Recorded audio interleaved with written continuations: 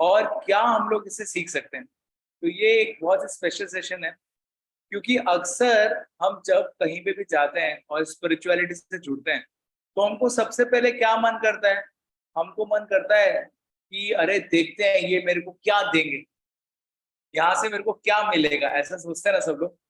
लेकिन वास्तविकता में बताया गया है कि अगर कोई भी व्यक्ति स्पिरिचुअलिटी से जुड़ रहा है, भगवान का जानने की कोशिश कर रहा है, तो उसको ये नहीं पूछना चाहिए कि मेरे को क्या मिलेगा, उसको ये देखना है कि मैं क्या करूं गुरु के लिए कि वो मेरे को इतना सब कुछ दे रहे हैं ऑलरेडी।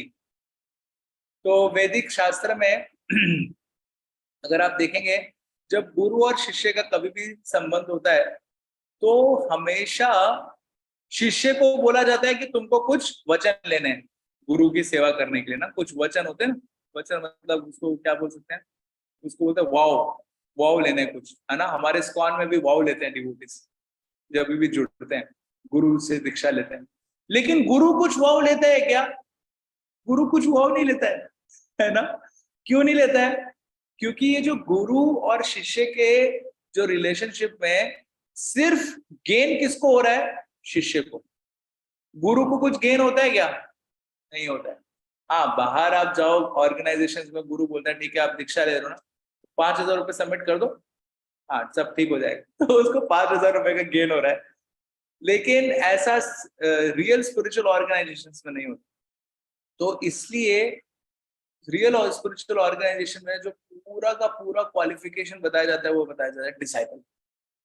तब हम किसी गुरु के पास जा रहे हैं तो हालांकि हम गुरु को चेक कर सकते हैं स्क्रिप्चर्स के हिसाब से कि ये सही गुरु है कि नहीं, लेकिन जहां हमको सही गुरु मिल जाए वहां पे हमको एक अच्छा डिसाइपल बनना पड़ सकता है।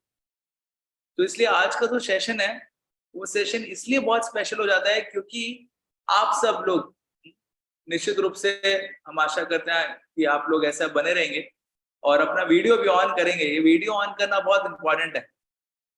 देखिए, वीडियो जिसका ऑन रहेगा ना उसका अटेंटिवनेस और माइंड भी ऑन रहेगा।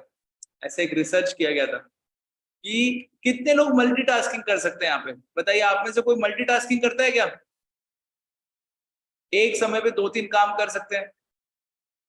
अरे करते होंगे ना, कभी खाना खा रहे होंगे ऐसे मोबाइल पे बात कर रहे हो खाना खाते हुए, करते होंगे ना आप लोग, है ना। लोग ड्राइविंग करते हैं, हाँ हाँ बढ़िया ऐसा, जी प्रभु जी, है ना।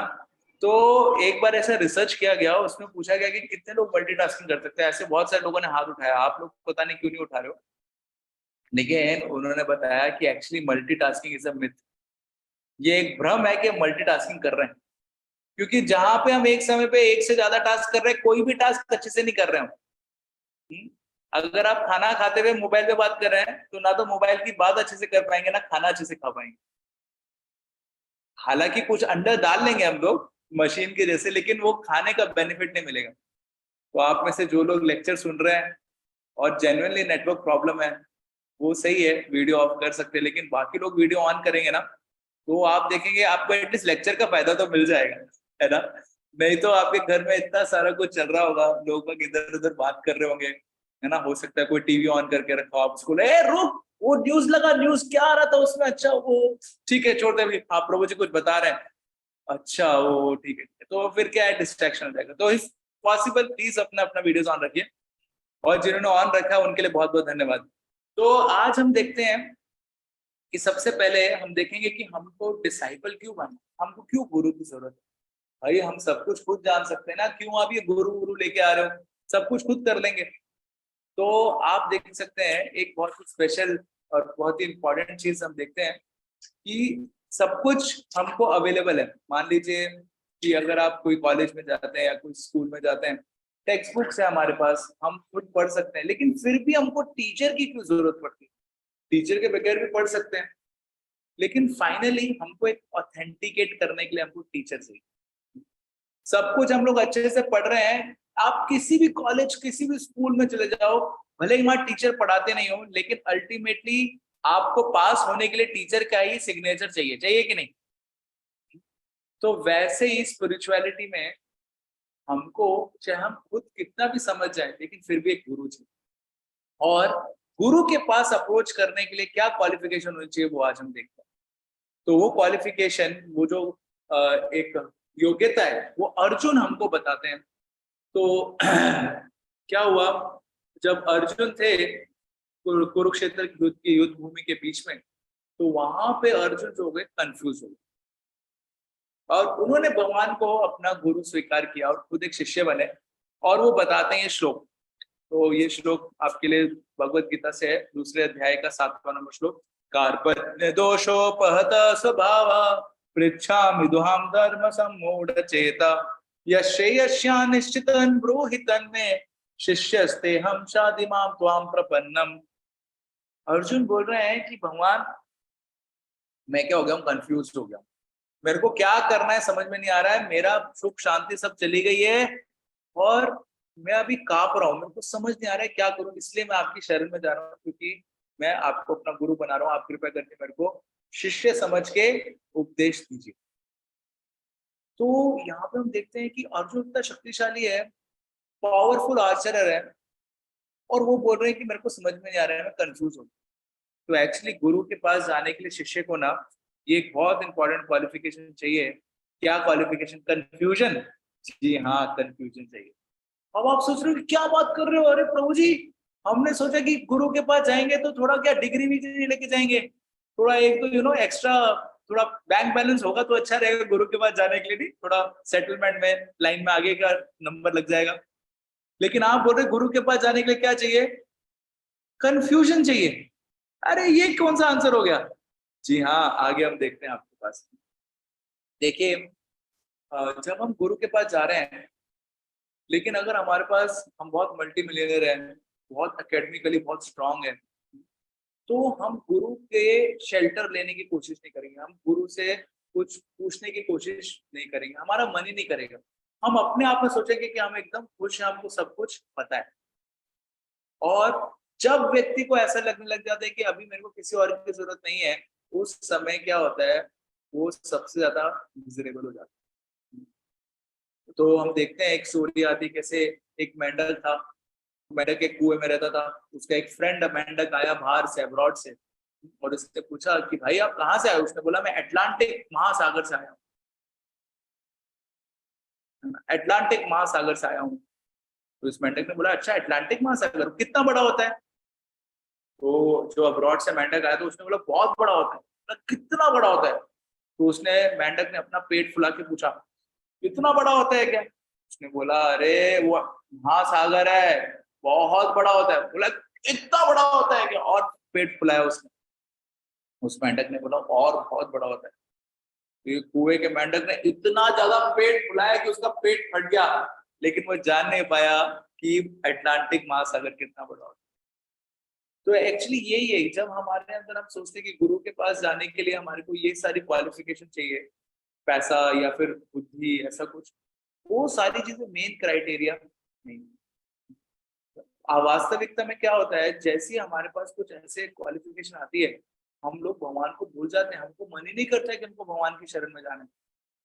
इसलिए आप देखेंगे जैसी लोगों के अंदर कुछ ना कुछ योग्यता आती है, तुरंत उनको लगता है कि अब मैं इंडिपेंडेंट हो गया, अब मेरे को किसी की जरूरत नहीं है। तो आजकल एक टर्म आई है, उसको टर्म को बोलते हैं सेल्फ मेड मैन या सेल्फ मेड वुमेन। सुना आप लोगों ने? खुद के पैरों पे खड़ा होना।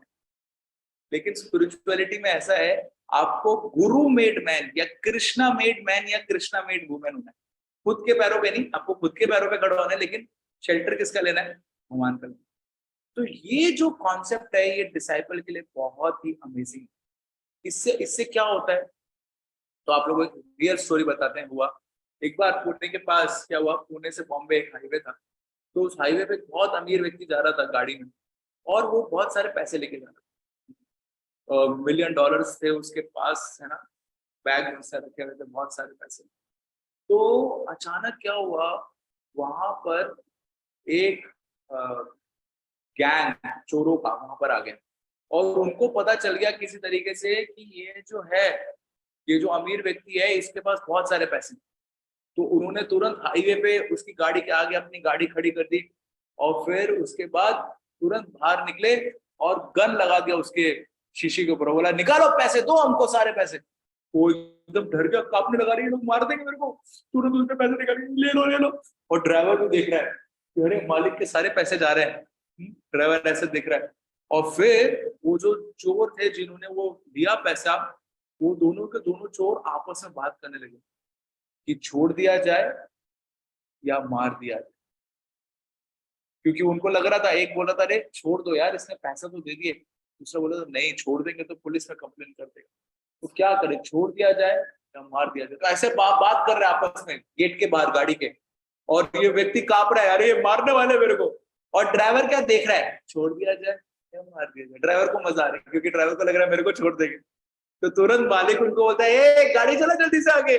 तो तुरंत जल्दी से ड्राइवर एक्सीलेटर देता है और गाड़ी को आगे लेके चले जाता है, और किसी तरीके से वो व्यक्ति, अमीर व्यक्ति बच जाता है, अपने घर में आता है, सारे लॉक लगा के रूम में, बेडरूम में आके छुप के एकदम लंबी लंबी सांस लेते हुए बहुत घबराने लगे, क्या करूं क्या करूं, बहुत कोशिश करता है अपने आप को शांत करने के लिए, नहीं कर पाता है। फाइनली उसको समझ में आता है कि अरे मेरी इतनी एंजाइटी हो रही है, मैं क्या करूं, भगवान की शरण लेता हूं। और भगवान की शरण लेने के लिए वो जाता है इस्कॉन टेम्पल, पुणे में आता।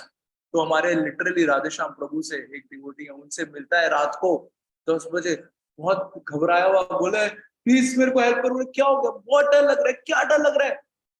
तो बताते हैं कि डर लग रहा है कि मेरे को कभी भी ये चोर लोग मार सकते हैं, बहुत भय लग रहा था। तो उससे मैं भक्त बोलते कि आप चिंता मत करिए, आप ये लीजिए भगवत गीता को, उसको ज्ञान देते हो और थोड़ा सा चैंटिंग कराते, एकदम से उसको शांति मिलती है।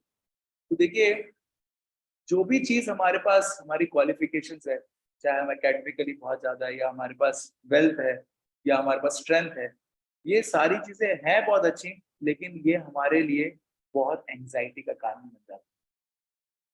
और यही हुआ था अर्जुन के साथ। अर्जुन इतना पावरफुल वॉरियर था, आर्चरर था, कितना अच्छा था, द्रोणाचार्य का सबसे बेस्ट स्टूडेंट अर्जुन। शिव जी को भी उसने हरा दिया था अर्जुन ने, इसलिए उसको पशुपति अस्त्र भी मिला था, पशुपति अस्त्र। यहाँ तक कि इंद्र को भी, इंद्र जो थे उनको भी हरा दिया था अर्जुन। फिर उसके बाद बाकी कुछ गंधर्व, चित्रार्थ, ये सब लोगों ने अटैक किया था, उनको हरा दिया अर्जुन। उनके सामने उर्वशी आई, है ना, अर्जुन को लुभाने के लिए, लेकिन अर्जुन के इंद्रियां इतनी संयम में थी कि अर्जुन उस उर्वशी को बोला, माता मैं आपको माँ के रूप में देखता हूँ, मैं आपके साथ कुछ संबंध नहीं बना सकता हूँ, है ना, ऐसे करके वो छोड़ दिया।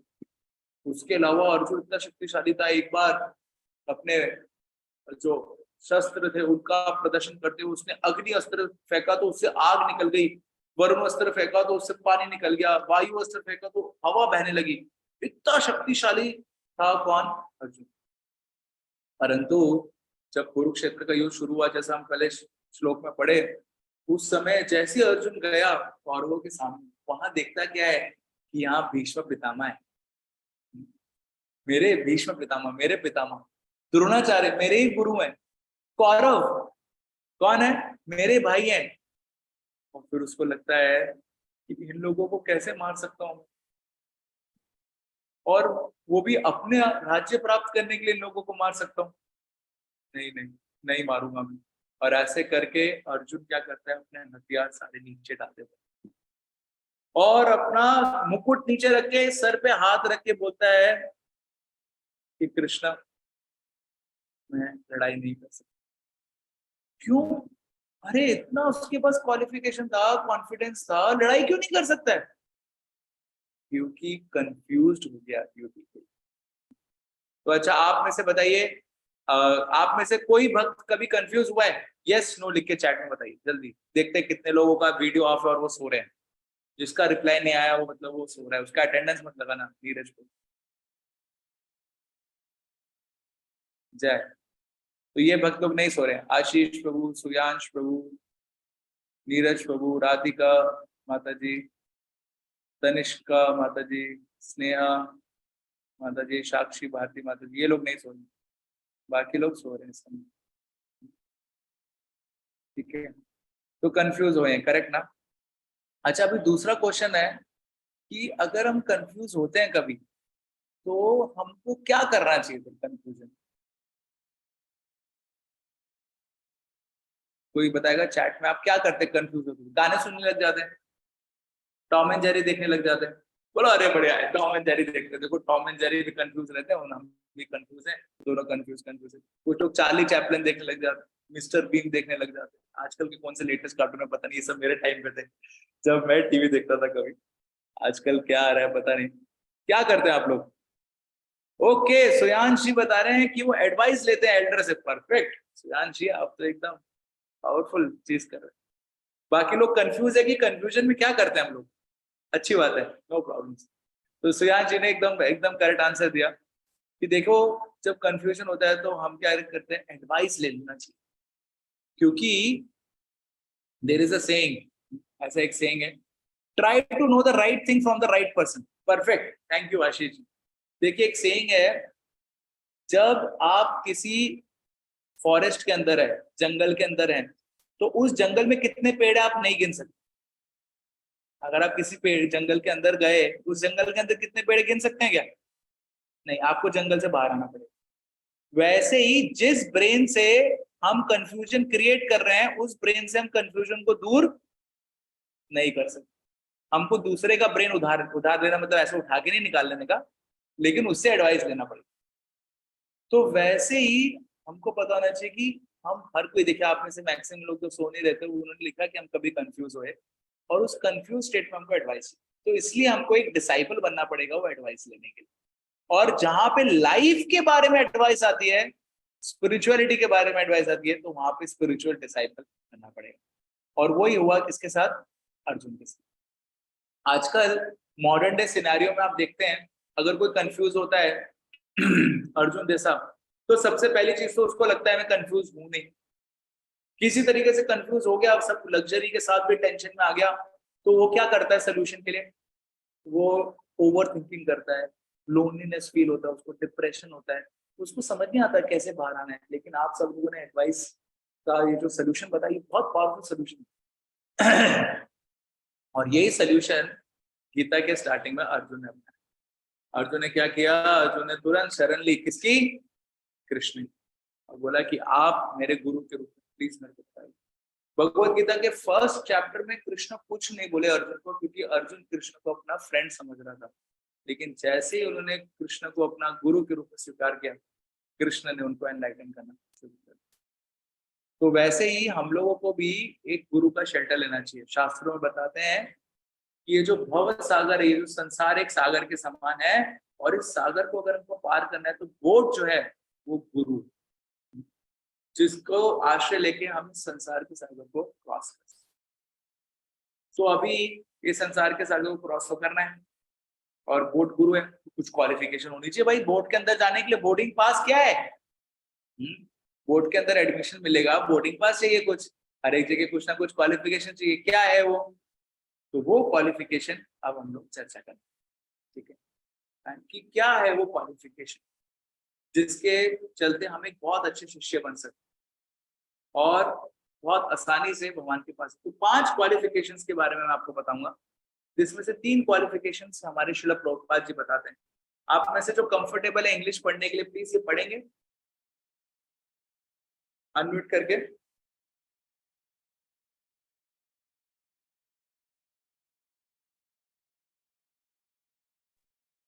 Hare Krishna. हाँ, yes yes too, please read. One should go to the spiritual master with surrender and question and service. Three things. First of all, for acquiring knowledge, we have to find out the suitable personality. And if we are fortunate enough to find out such suitable personality, then first thing is to surrender. And after that surrender, there is a question. One must be very intelligent to put question to the spiritual master. Without questions, you cannot progress. So blind faith is never required. Neither question should be in a mood of a challenge. Questions or answer should be just to understand, and that should be accompanied with the service. This is the mood. Thank you. Hare Krishna. So this is what, thank you so much Shivanshu.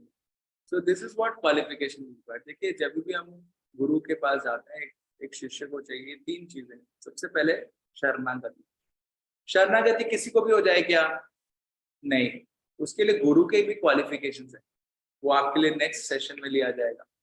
देखिए अक्सर लोग गुरु choose करते हैं जिसके maximum YouTube followers हैं, या फिर उसको बहुत लाइक्स और व्यूज आते हैं, है ना, उसके बहुत सारे फैन फॉलोइंग है।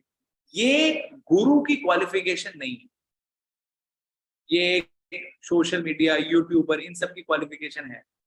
लेकिन गुरु की क्वालिफिकेशन अलग है, जो आपके लिए नेक्स्ट सेशन में मिलेगी। लेकिन जब उस क्वालिफिकेशन के चलते हम एक गुरु को चूज कर लेते हैं, तो उसके बाद क्या करना है, तो ये प्रोसेस बता रहे हैं। सबसे पहले शरणागत होना है, सरेंडर होना है, और फिर उसके बाद उनसे क्वेश्चन पूछना। देखिए, आप जब डॉक्टर के पास जाते हैं, तो डॉक्टर के पास जाके ऐसे बैठ जाते हैं। आप में से है कोई डॉक्टर? कोई है डॉक्टर? ठीक है, कोई बात नहीं। तो आप मान लीजिए डॉक्टर के पास गए और ऐसे बैठ गए। डॉक्टर बोले क्या हुआ, खुद जान लो क्या हुआ है। डॉक्टर बोले अरे बताओ तो सही, मेरे पास क्यों आए हो? नहीं बताऊंगा। अरे फिर मैं इलाज कैसे करूंगा? देख लो, डॉक्टर हो ना तुम, इतना पढ़ाई क्या, बताओ क्या प्रॉब्लम है मेरे को। ऐसा बोलते क्या हम लोग? नहीं, डॉक्टर को बताते हैं सिर दर्द हो रहा है, पेट दर्द हो रहा है, हाथ दर्द हो रहा है, क्या दर्द कर रहा है, क्या प्रॉब्लम है, सिम्टम्स एटलीस्ट बताते हैं, फिर डॉक्टर और डायग्नोस करके बताते हैं प्रॉब्लम। तो इसका मतलब क्या, डायलॉग होना चाहिए गुरु के साथ।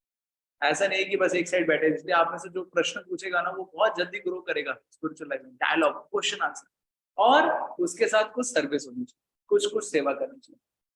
तो ये चीज बताते हैं। इसके अलावा डिवोशनल मूड होना चाहिए। डिवोशनल मूड क्या है, तो वो 5 क्वालिफिकेशन है डिवोशनल मूड। देखिए, अब आपको बताते हैं 5 क्वालिफिकेशन। आप लोग ये नोट डाउन कर लीजिए, बहुत इंपॉर्टेंट है, और अपने अंदर भी हम लोग ये डालने का कोशिश कर सकते हैं। फर्स्ट,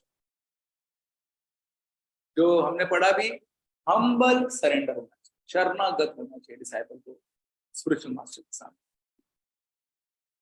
जब तक आपको गुरु नहीं मिलता, तब तक हम गुरु को टेस्ट कर सकते हैं कौन अच्छा गुरु है। एक बार अच्छा गुरु, प्रामाणिक गुरु मिल जाए, तो फिर हमको शरणागत होना चाहिए, फिर हमको चैलेंज नहीं करना चाहिए गुरु को। तो इसके लिए उदाहरण दिया जाता है, 6 गोस्वामियों में से एक गोस्वामी नाम था सनातन गोस्वामी।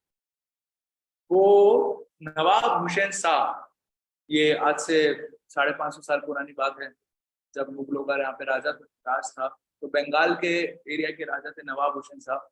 उनके जो राज्य था, उसमें कैबिनेट मिनिस्टर थे सनातन गोस्वामी। बहुत रिच थे, सारी वेल्थ थी उनके पास, सब कुछ था, और लर्नेड भी थे। लेकिन जब उन्होंने चैतन्य महाप्रभु को अपना गुरु के रूप में स्वीकार किया, तो चैतन्य महाप्रभु के पास वो अप्रोच किए कैसे, इस भाव में। देखिए, कुछ कपड़ा नहीं पहना था, एकदम वो बोलते हैं ना, भिखारी के भाव में, और अपने मुंह के अंदर तृण, तृण यानी घास का तिनका लेके। घास का तिनका लेने का मतलब है कि अपने आप को अनक्वालिफाइड समझ के गुरु के सामने वो अप्रोच किया, और उनसे पूछा के आमी के आमा तारे तापुत्रोए। बोलने लगे कि गुरु, आप प्लीज मेरे को बताइए, लोग मेरे को बहुत बुद्धिमान लर्नेड व्यक्ति बोल रहे हैं, अमीर व्यक्ति बोल रहे हैं, लेकिन मैं हूँ कौन, करना क्या है, मेरे को प्लीज बताइए। तो देखिए, जो मूड है ना, ये बहुत स्पेशल है। कितनी भी हमारे पास मेटीरियल क्वालिफिकेशन, मेटीरियल का मतलब क्या होता है, हमारे अंदर भौतिक दृष्टि से जो लोग अप्रिशिएट करते हैं ना, वो क्वालिफिकेशन होगी। लेकिन जब हम गुरु के पास जा रहे हैं, तो वो क्वालिफिकेशन नहीं चाहिए, वो चाहिए जो स्पिरिचुअल रूप से लोग, स्पिरिचुअल क्वालिफिकेशन चाहिए, वो है हम्बल सरेंडर, शरणागत का भाव, कि हमको शेल्टर चाहिए। तो आपको एक रियल स्टोरी बताता हूँ। हमारे एक बात बता रहे थे, तो बता रहे थे कि एक बार क्या हुआ, एक माँ थी, उनका एक बेटा था, छोटा सा बालक। और जो बेटा जो था, वो सो रहा था। तो क्या हुआ, अचानक उसने करवट ली और बेड से नीचे गिर गया। नीचे गिरते चिल्लाया आ जोर से। तो माँ किचन में खाना बना रही थी, भागती हुई गई, बेटा रुक जा, कुछ नहीं हुआ, चींटी मर गई, ऐसा बोलता ना, चींटी मर गई, कुछ नहीं हुआ, ऐसा सब। तो माँ ने तुरंत उसको एक डिब्बा खोला और एक लड्डू दिया, बोले एक खा। तो बेटा लड्डू खाने लगा, चुप हो गया। तो माँ चले गई वापस किचन में। बेटे ने सोचा ये बहुत अच्छा है, थोड़ा सा रो, माँ चुप कराने के लिए लड्डू दे दी। तो अगली बार बेटे ने क्या किया, वो उठा, और उसको लगा कि लड्डू कैसे मिलेगा, तो बेड से नीचे उतर गया, और नीचे उतर के लेट के रोने लगा और माँ आई नहीं उसके पास। उसको लगा यार, पिछली बार भी ये किया था, माँ आई थी लड्डू दे के गई, इस बार आई नहीं।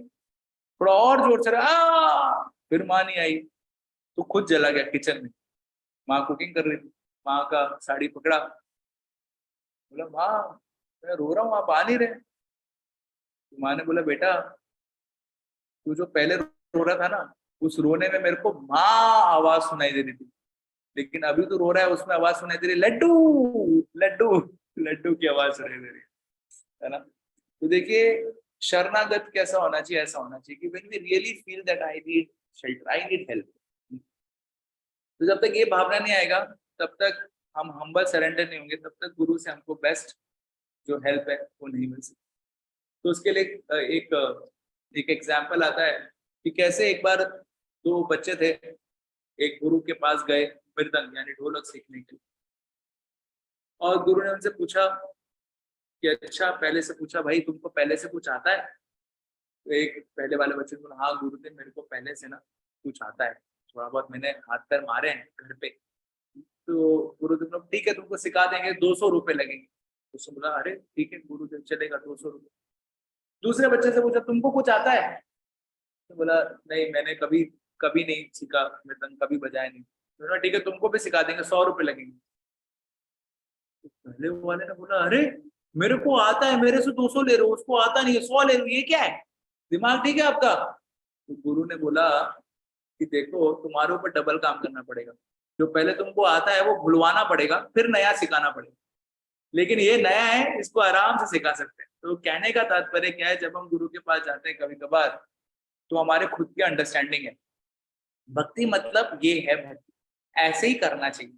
और फिर गुरुदेव बोलते हैं नहीं ऐसे नहीं, ऐसे करना, क्यों ऐसे करें, हम तो आज तक ऐसे ही करते हुए आए हैं, हम तो ऐसे ही करेंगे। तो क्या हो जाता है, तो हम लोग सीख नहीं पाते हैं, है ना, गुरु से प्रॉपरली।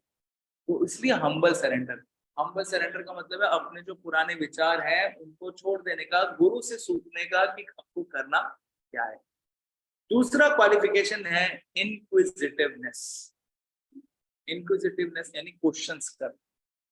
देखिए अगर आप अच्छे से सुन रहे हैं तो डेफिनेटली आपके मन में क्या आएंगे, क्वेश्चंस आएंगे, क्योंकि हम इतनी नई नई चीजें डिस्कस कर रहे हैं।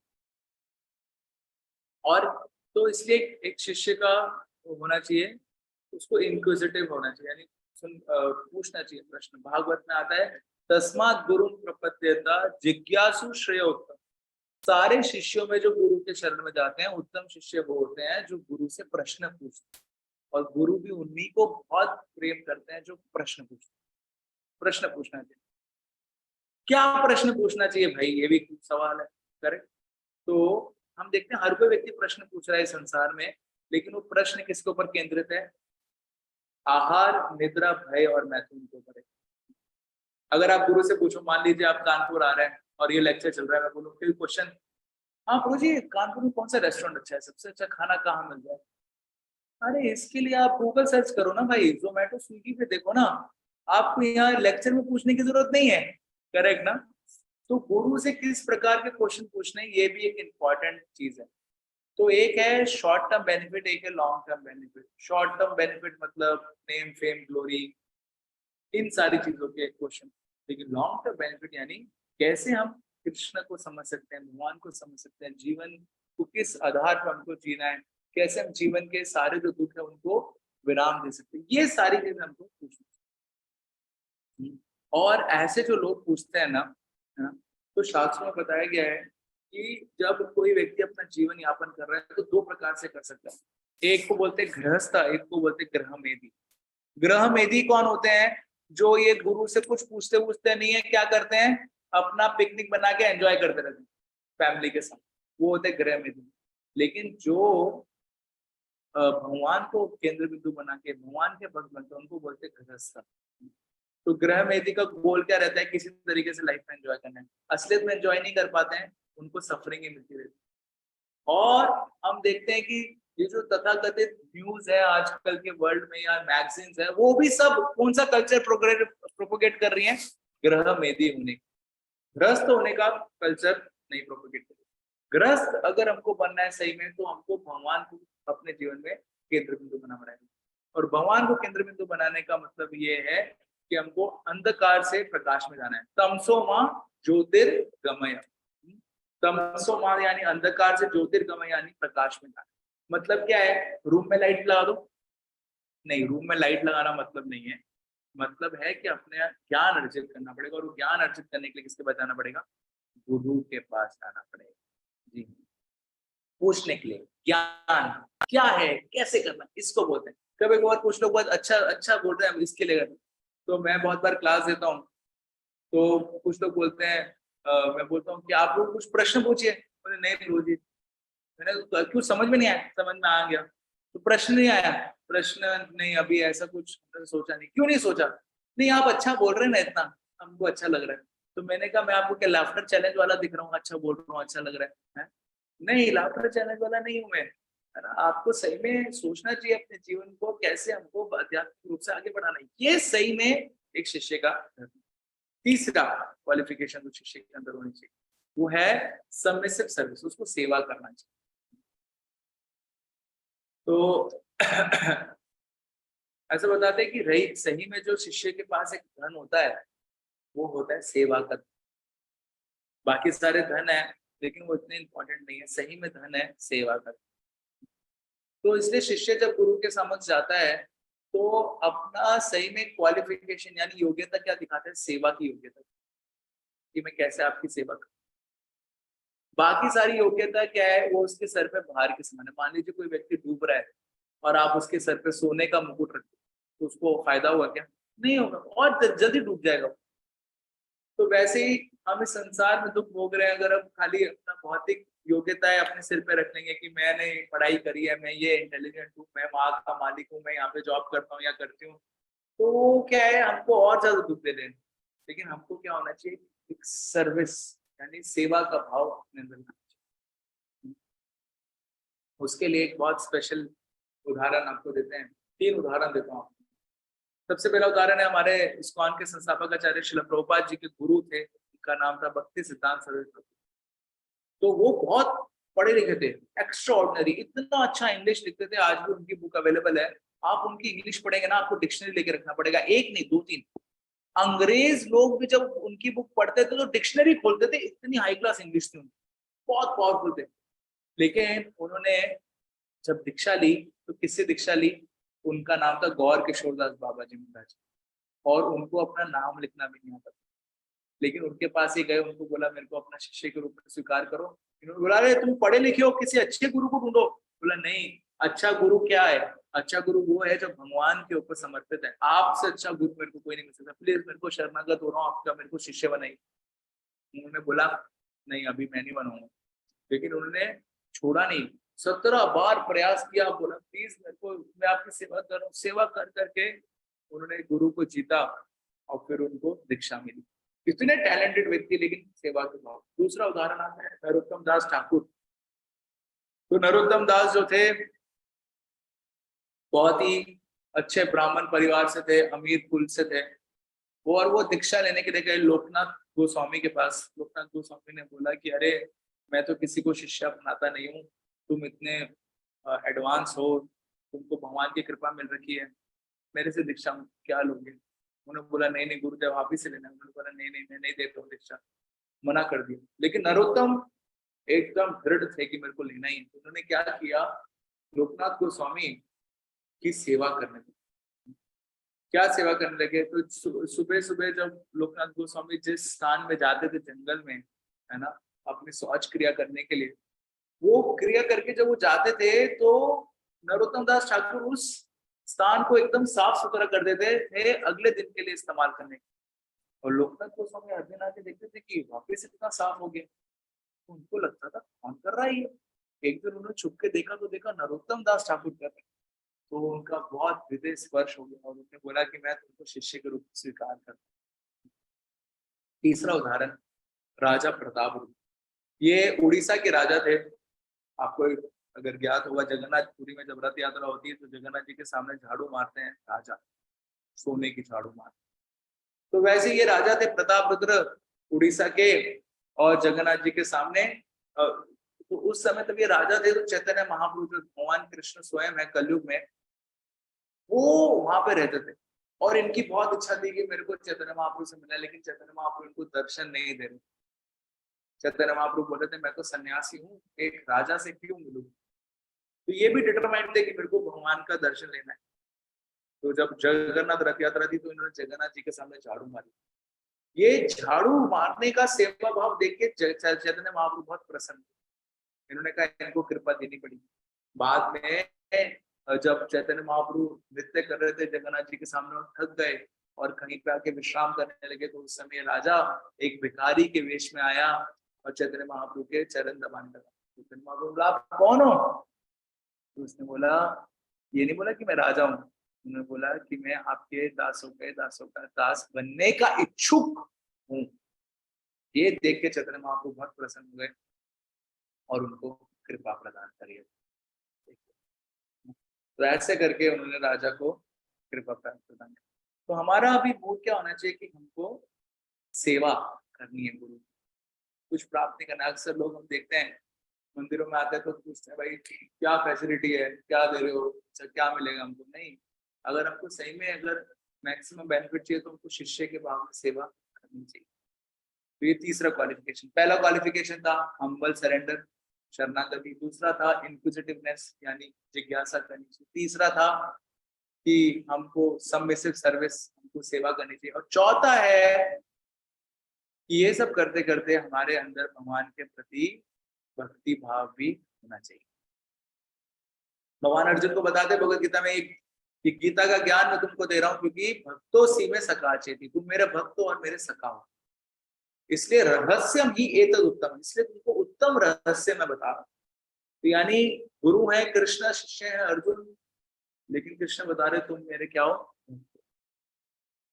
तो हम देखते हैं जब दुर्योधन था, कृष्ण उनके पास शांति दूत बन के गए, तो दुर्योधन कृष्ण को देख के बोला ये इसको पकड़ लो, ये शांति दूत बन के आया, पकड़ लो इसको। तो कृष्ण ने अपना विश्व रूप दिखाया, विश्व रूप दिखा दिया। फिर भी दुर्योधन को लगा नहीं कि ये कृष्ण भगवान है। दुर्योधन होने लगा ये कोई मायावी जादूगर है, जादू से ऐसा विश्व रूप दिखाया। क्यों? क्योंकि वो भक्त नहीं था ना दुर्योधन। तो भगवान स्वयं भी उसके सामने आ गए ना, भगवान को पहचान नहीं पाए। कई बार हम सवाल पूछते हैं कि भगवान सामने आओ, भगवान है तो सामने लाओ, लेकिन भगवान सामने आएंगे तुम पहचान पाओगे कि तुम्हारे अंदर भक्ति होनी चाहिए। जैसे मान लीजिए अगर स्विट्जरलैंड का प्रेसिडेंट आ जाए आपके सामने, अभी मैं स्विट्जरलैंड का क्यों प्रेसिडेंट बोल रहा हूँ क्योंकि आपने देखा नहीं उसको, मैंने भी देखा नहीं, आपको नाम नहीं पता होगा, मेरे को भी नाम नहीं पता। अगर साइड में आके बैठा है क्या हम उसको पहचान पाएंगे? नहीं पहचान पाएंगे। क्यों? जानते ही नहीं हम उसके बारे में। तो वैसे भगवान भी साइड में आ जाएंगे क्या हम पहचानेंगे? नहीं। इसलिए हमारे को भक्ति भगवान के प्रति, भगवान को जानना चाहिए कौन है भगवान।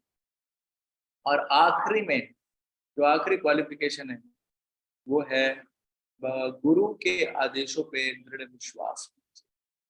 जी हाँ, देखिए गुरु गुरु के आदेशों पे दृढ़ विश्वास होना क्यों जरूरी है? क्योंकि उपनिषद बताते हैं यस्य देवे पराभक्ति यथा देवे तथा गुरु तस्य ही कथितो यथा प्रकाशन्ते महात्मा। उन लोगों को प्रकाशन्ते महात्मा यानी दिव्य ज्ञान हृदय में पता चलता है जिनको अपने गुरु के आदेशों के ऊपर दृढ़ विश्वास हो। जैसे कि कृष्ण सुदामा, कृष्ण और सुदामा, कृष्ण हालांकि बहुत स्पेशल परिवार से हैं, लेकिन जब संदीपनी मुनि के आश्रम में गए, संदीपनी मुनि ने उनको बोला कि जाओ जाके लकड़ियां उठा के लो, चुन के लो। लकड़ियां चुन रहे थे, अचानक बारिश होने लगी, रात का समय हो गया और फिर उन्होंने सोचा अभी क्या करें, तो कृष्ण सुदामा दोनों रुक गए। उस समय उनके गुरु उनको ढूंढते हुए आए, अरे मेरे शिष्य कहाँ गए? जब उनको मिले ये शिष्य तो तुरंत गुरु ने तो कृष्ण सुदामा के हाथ में देखा कि लकड़ी अभी भी उन्होंने पकड़ के रखा है। इतनी बारिश में भीग रहे हैं, रात हो गई है, डर लग रहा है, लेकिन लकड़ी नहीं छोड़ी, गुरु के प्रति सेवा नहीं छोड़ी, क्योंकि गुरु ने बोला था लकड़ी लेके आओ, तो लकड़ी लेके आए। तो संदीप ने मुझे बहुत प्रसन्न हुआ और उन्होंने उनको आशीर्वाद दिया कि मैं तुमको आशीर्वाद देता हूँ कि तुम्हारे को जो ज्ञान प्राप्त होगा तुम कभी भी उस ज्ञान को भूल दोगे नहीं और सही समय पे वो ज्ञान तुम अपने जीवन में अपना पाओगे। देखिए ये आशीर्वाद गुरु भी दे सकता है। ज्ञान जो दिया है वो कभी भूलेंगे नहीं और सही समय पर उसको अपना पाएंगे। तो ये जो विश्वास है हमको बहुत इंपॉर्टेंट है। एक और कथा आती है मृगारी की। मृगारी कौन था? वो एक शिकारी था, जानवरों को अधमरा मार रहा था। तो नारद मुनि ने एक बार देखा और उसको बोला कि तुम क्यों इनको अधमरा मान रहे हो? बोल रहे मेरे को यही सीखा है मैंने। बोला उनको दर्द होता होगा जानवरों को। मृगारी बोला मेरे को समझ में नहीं आ रहा। तो नारद मुनि ने उसको समझाया कि भाई देखो तुम इतना दुख दे रहे हो अधमरा मार के जानवरों को, तुमको भी ये दुख फ्यूचर में मिलेगा। तो उसने बोला फिर मैं क्या करूं? नारद मुनि ने बोला छोड़ दो शिकार करना मारना। बोले फिर खाऊंगा क्या? जानवरों को तो बेच के खा रहा हूं मैं। नारद मुनि ने कहा तुम भगवान का नाम लो, तुमको अवश्य भगवान सब कुछ प्रोवाइड करेंगे।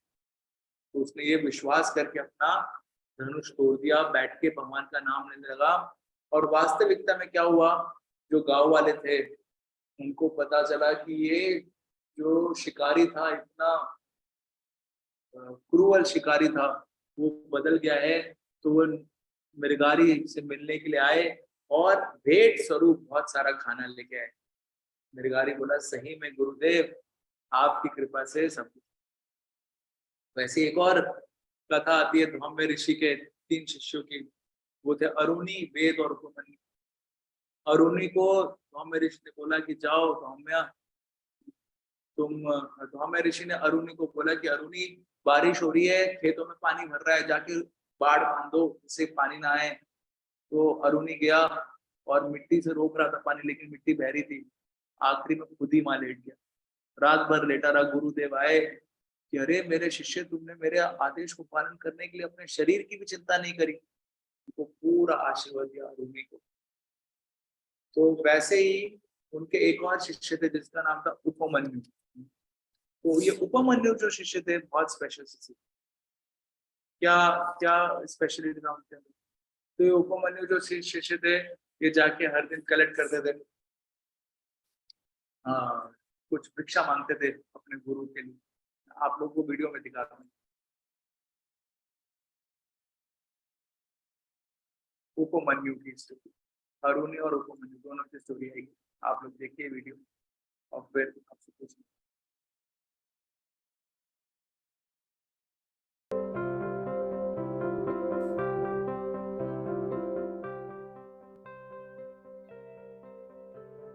महाभारत काल में अयोध्या नाम के एक ऋषि हुआ करते थे।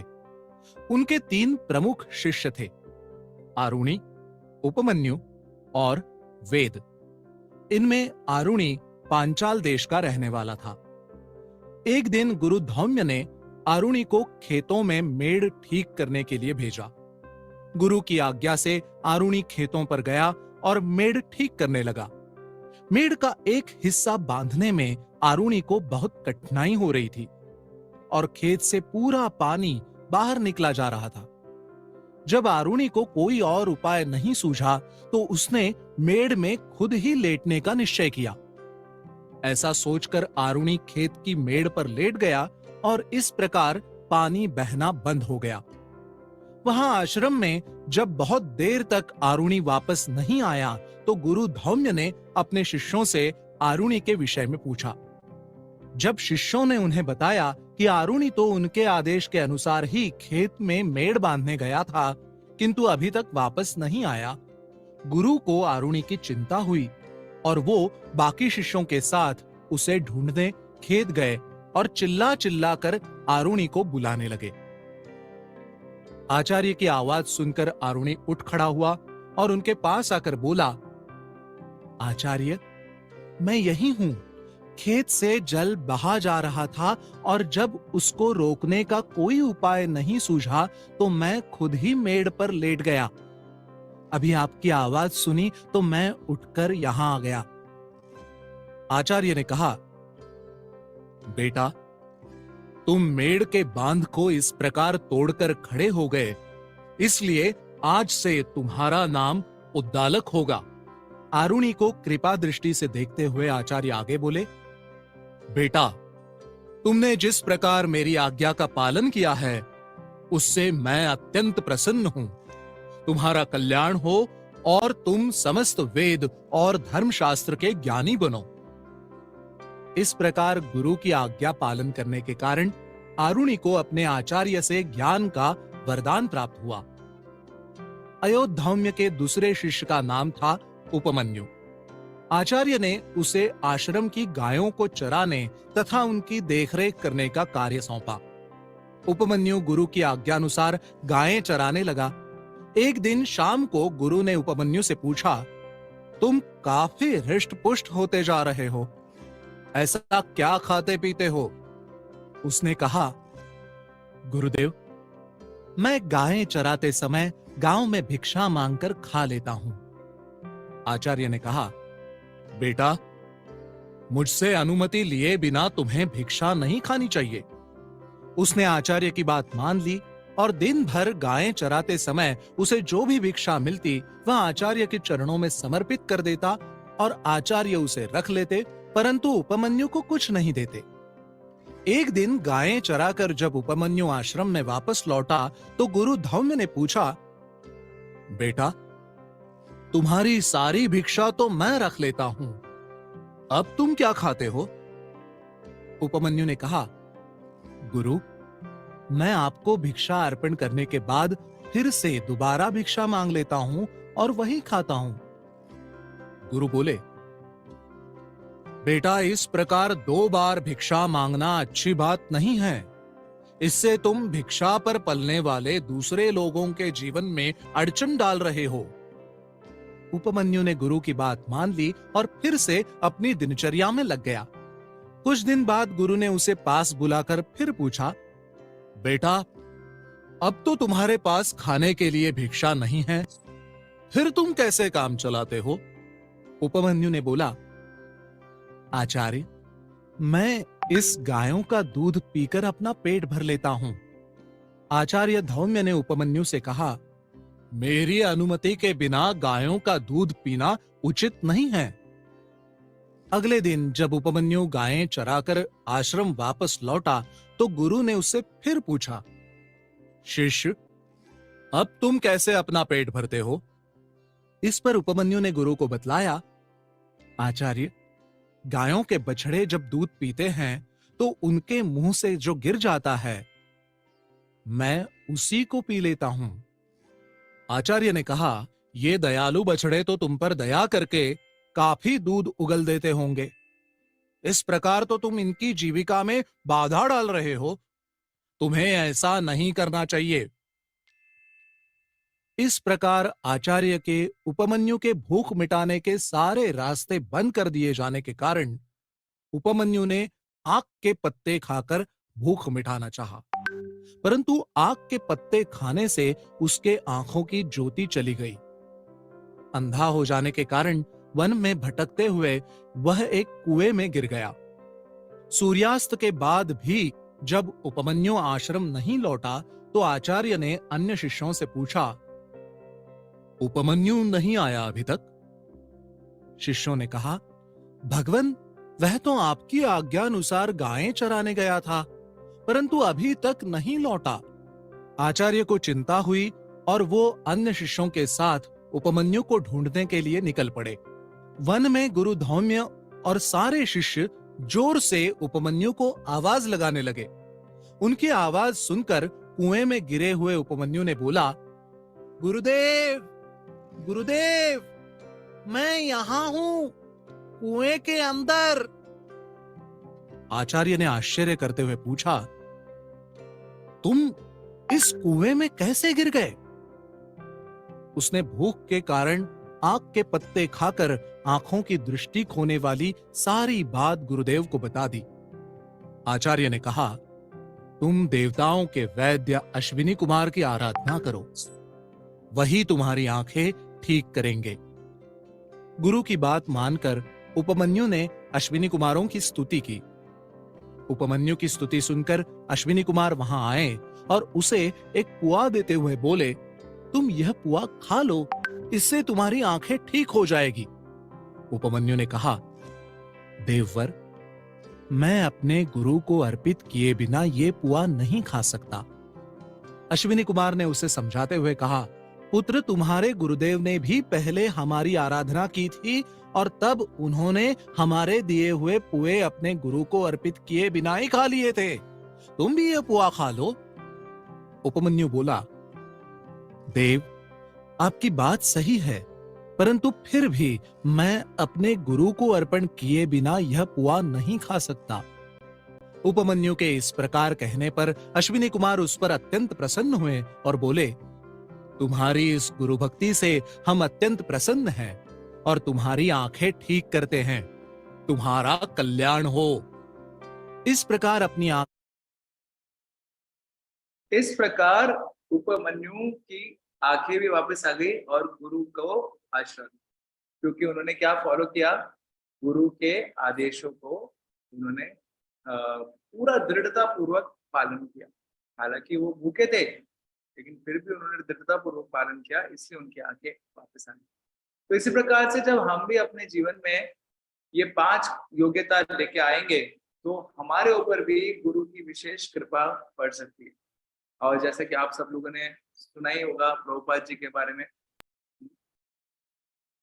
तो जो प्रभुपाद जी हैं, आप उनके जीवन में भी देख सकते हैं कि कैसे उन्होंने अपने गुरु के आदेशों का पालन किया और आज इतना सुंदर जो इस्कॉन संस्था है उसका प्रारंभ। तो आशा करते हैं कि हम लोग भी ये 5 योग्यता अपने अंदर ला पाएंगे। वो 5 योग्यता है, सबसे पहला हम्बल सरेंडर, शरणागत का भाव। दूसरा प्रश्न पूछना, इनक्विजिटिव का भाव। तीसरा सेवा, सबमिसिव सर्विस, विनम्रता पूर्वक सेवा करना। चौथा डिवोशन टू लॉर्ड, भगवान के प्रति भक्ति जागृत करना। और 5वां गुरु के आदर्श में दृढ़ विश्वास। ये मेन क्वालिफिकेशन है एक शिष्य की, ना कि पैसा होना, अच्छा सा जॉब होना या अच्छी क्वालिफिकेशन। ठीक है, तो ये अगर हम अपने अंदर लाएंगे तो वास्तविकता में हमको रियल फायदा जो है वो एक गुरु से जो रियल सोल्यूशन है अपने प्रॉब्लम्स का मिल पाएगा। बहुत बहुत धन्यवाद इतना ध्यानपूर्वक सुनने के लिए आप सभी का। किसी का कोई प्रश्न है?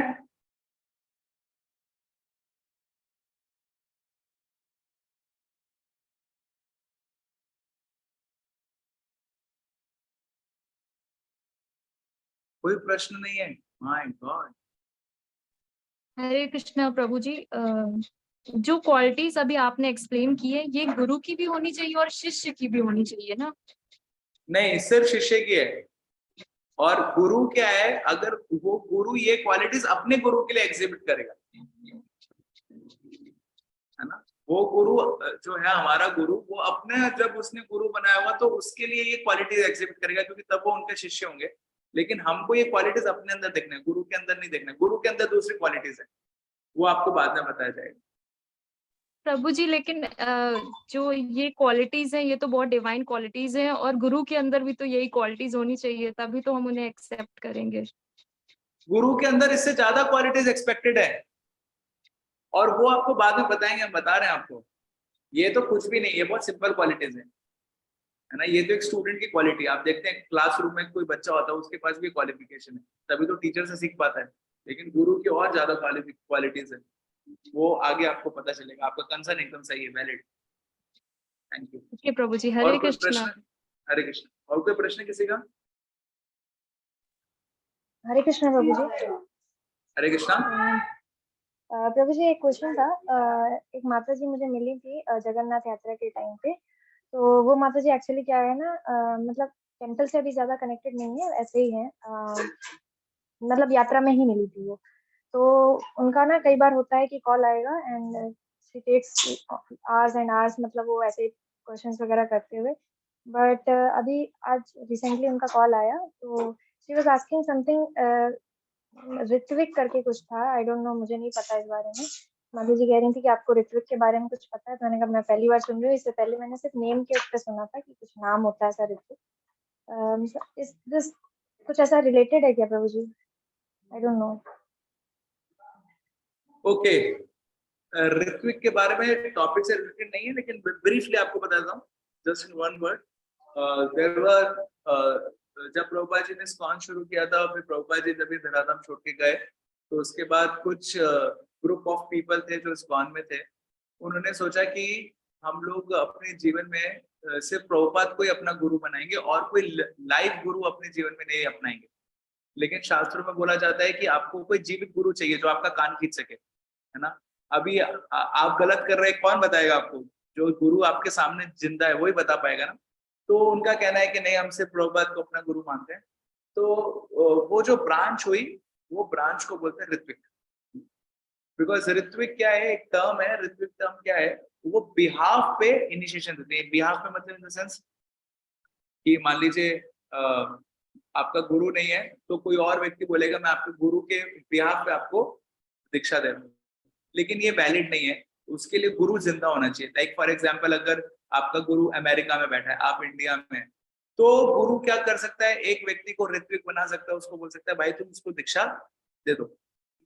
तो वो क्या बोलते हैं, वो अमेरिका वाले गुरु कौन है, हमारे प्रभुपाद है, लेकिन प्रभुपाद जीवित नहीं है ना बीस धराधाम में, तो ये ऋत्विक सेरेमनी वैलिड नहीं है। तो लेकिन वो ऐसा फॉलो करते हैं, तो उस ब्रांच को ऋत्विक बोलते हैं।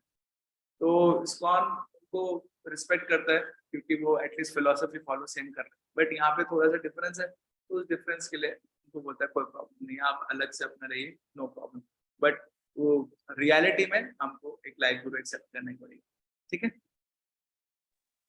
Thank Prabhu you. जी और कोई, ये हाँ ये रिलेटेड था एक्चुअली, मुझे इसके आगे पूछना था, इसलिए मैंने ये पहले ये पूछा था। क्वेश्चन ये था प्रभु जी कि जैसे माता जी मैंने बताया ना, आपने अभी बताया कि वी शुड इंक्वायर, हमें क्वेश्चन करने चाहिए।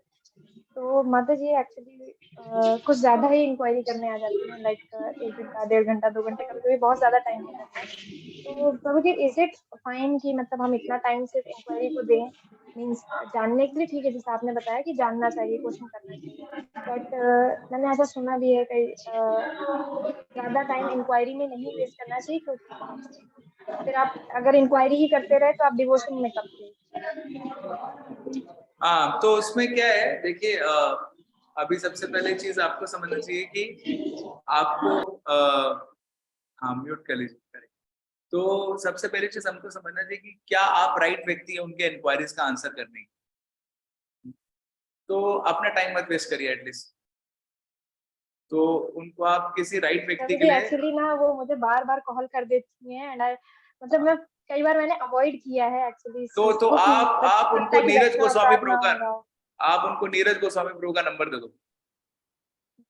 हाँ, और उनको बोलो कि देखो मैं जो भी कुछ बोलूंगी ना, मेरे को खुद को कुछ नहीं आता है, मैं एकदम बुद्धू हाँ नंबर ये 1 हूँ। मैंने कहा है, मैंने कहा मैं हाँ आंसर बस, देने लायक हूँ नहीं अभी इस स्टेट में, बट परफेक्ट। फिर भी वो मुझे कॉल करती है। अब ये होता है कि वैष्णव है वो, अब ऐसे नहीं, ऐसे वैष्णव उनको अपराध मतलब नहीं होगा, आप उनको ऑनेस्टली एक्सप्रेस कर सकते हैं कि देखिए आप माता जी आप कॉल करें, बहुत अच्छी बात है। जैसे वो कॉल करें ना, आप भी उनको बोल सकते हैं कि आपका हेल्प चाहिए, मेरा हेल्प चाहिए, ठीक है अभी माता जी मेरे को कुछ काम है, मैं जा रही हूँ, पढ़ाई करना है, ये करना है, और आपके सारे क्वेश्चन का आंसर नीरज गोस्वामी प्रभु दे देंगे, और उनको नीरज गोस्वामी प्रभु का नंबर दे देंगे।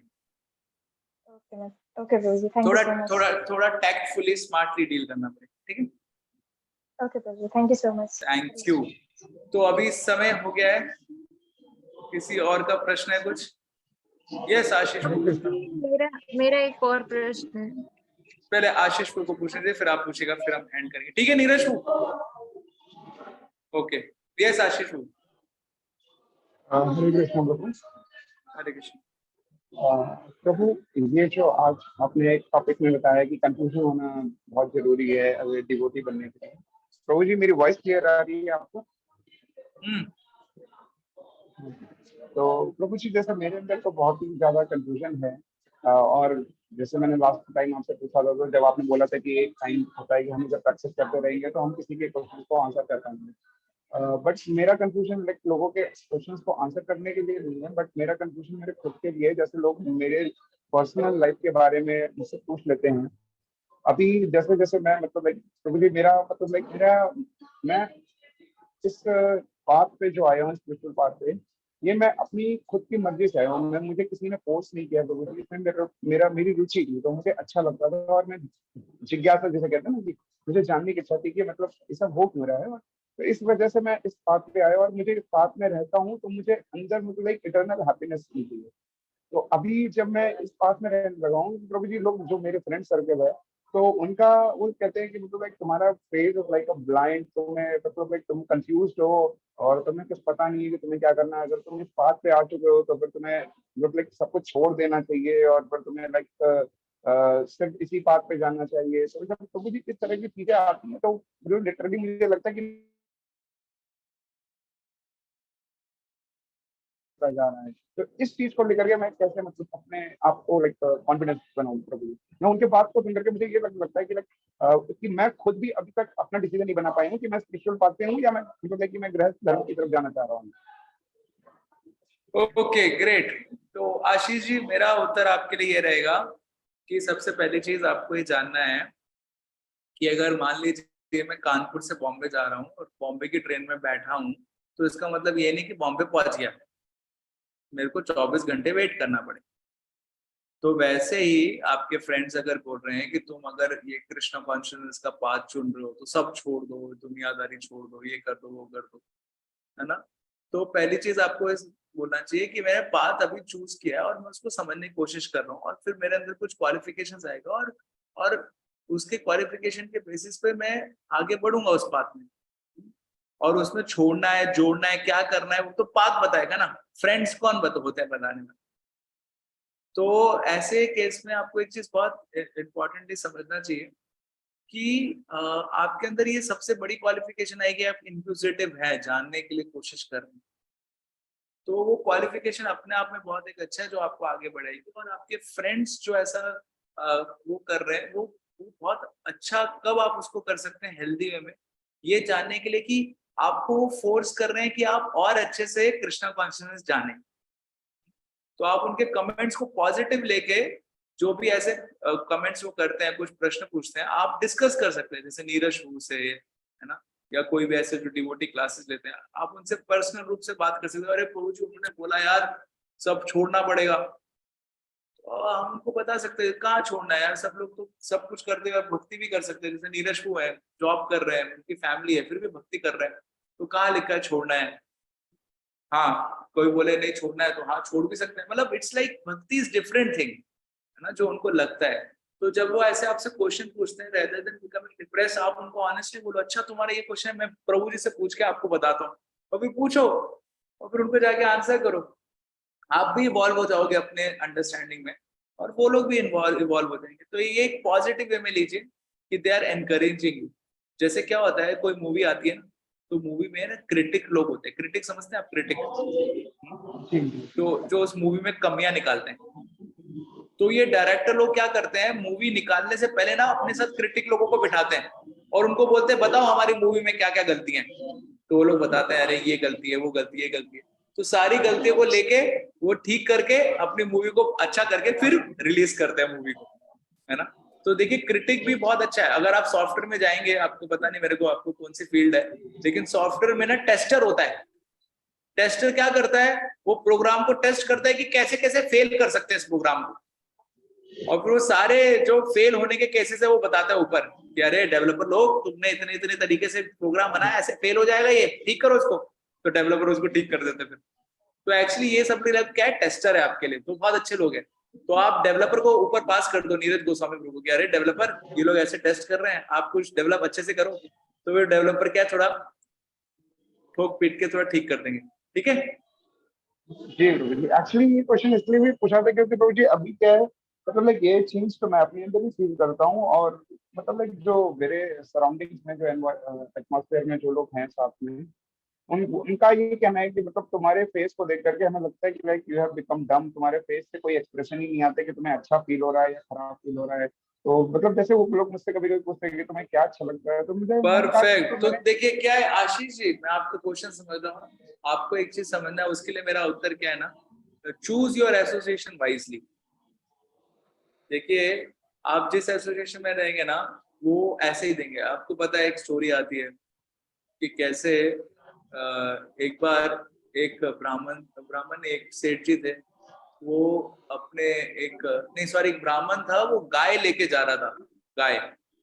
तो कुछ चोर आए, उन्होंने देखा यार ये गाय लेके जा रहा है, अगर हम इसको चुरा लेंगे तो हमारा फायदा हो जाएगा, लेकिन ये ब्राह्मण गाय कैसे देगा। तो वो 3 चोर थे, तो उन्होंने प्लान बनाया। क्या प्लान बनाया, जैसे ही ब्राह्मण अपने घर से बाहर निकला, पहला चोर वहां पे बैठा हुआ था और वो बोलने लगा, अरे ब्राह्मण तुम ये बकरी कहाँ लेके जा रहे हो। हम बोला ए दिखता नहीं तेरे को, बकरी नहीं है गाय है ये। बोला अरे नहीं ब्राह्मण अपना थोड़ा चश्मा ठीक करो, ये बकरी है। बोला चुप, आगे चला गया ब्राह्मण।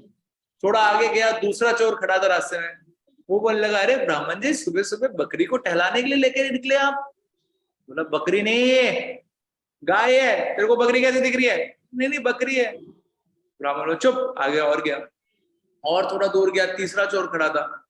वो बोलने लगा कि हे भगवान, कलयुग आ गया, आजकल ब्राह्मण भी बकरी की बलि चढ़ाने लेके जा रहा है। ब्राह्मण बोला, यार पहले वाले ने बोला बकरी है, दूसरे वाले ने बोला बकरी है, मेरे को गाय दिख रही है, सही में बकरी हो सकती है, मेरे को नहीं लेके जाना। उसने छोड़ दिया गाय को वहां पे और ब्राह्मण वापस चला गया और चोरों ने गाय को लेके चले गए। तो क्या होता है, जैसा इनपुट्स हम हमको दे रहे हैं ना अपने आप को, हम वैसे बन जाते हैं। So there is one science also. वो साइंस क्या बताता है, जो टीचर है ना उसका रोल बहुत इंपॉर्टेंट है। अगर कोई बचपन में बच्चा होमवर्क करके नहीं लाया और उसको टीचर कैसे डांट रहा है, बहुत आर्ट है। अगर टीचर बोल रही है तू कभी होमवर्क करके ला ही नहीं सकता, तो बच्चे को ऐसे डिप्रेशन, उसके ना न्यूरॉन्स ऐसे डेवलप होंगे कि वो कभी होमवर्क नहीं करेगा। ये रिसर्च चल रहा है आजकल, क्योंकि उसको टीचर ने ऐसा इनपुट दे दिया। लेकिन अगर उसका टीचर ऐसे इनपुट देगी, बेटा तुम तो पहले अच्छे थे, तुम होमवर्क करके लाते थे, आज पता नहीं शायद से तुम नहीं करके लाए, कल करके ले आना, तो बच्चे को कॉन्फिडेंस आएगा कि अरे मैंने नहीं किया ना, लेकिन कल करने का मेरे को मौका दे, तो वो करेगा और करके लाएगा। तो हमारा जैसा इनपुट आ रहा है ना, उसके ऊपर बेसिस पे हमारा माइंड सेट वैसा हो रहा है। तो आपको वो इनपुट थोड़ा कम करना चाहिए और उनको बोलना चाहिए कि बहुत अच्छा है, तुम्हारे कमेंट्स बहुत अच्छे हैं, अगली बार से कुछ भी कमेंट करना है ना मेरे को लिख के भेज देना। तो जब व्यक्ति लिखता है ना, तो आधा उसका कमेंट वैसे ही कम हो जाता है, क्योंकि क्या है वो मजाक में बोल रहा होता है। तो लिख के भेजेंगे ना, वो सही में ऑनेस्ट कमेंट भेजेंगे, बोल के भेजेंगे वो ऐसे उड़ाते हुए कमेंट भेजेंगे। ठीक है, ठीक है प्रभु जी। So thank you very very much आप सब लोगों का इतना ध्यानपूर्वक सुनने के लिए। और मैं एक छोटा सा अनाउंसमेंट करना चाहूंगा उससे पहले, हमारे दीननाथ गोपाल प्रभु जी के बिहाफ पे। तो दीननाथ गोपाल प्रभु जो आपके इतने अच्छे से सेशन ले रहे हैं, वो कंटिन्यू करेंगे, मोस्टली नेक्स्ट वीक वो देंगे, अभी शायद से वो नहीं दे पा रहे हैं। और उनके लिए एक छोटा सा अनाउंसमेंट उनके बिहाफ पे ये करना चाहूंगा कि रिसेंटली वो जो दीननाथ गोपाल प्रभु है कानपुर में 2012 से सेवा कर रहे हैं। आप में से कौन म्यूट नहीं है? म्यूट कर लीजिए। 2012 से सेवा कर रहे हैं और मंदिर के स्टार्टिंग में जब ये बिल्डिंग बनी थी कानपुर की, तब से उसमें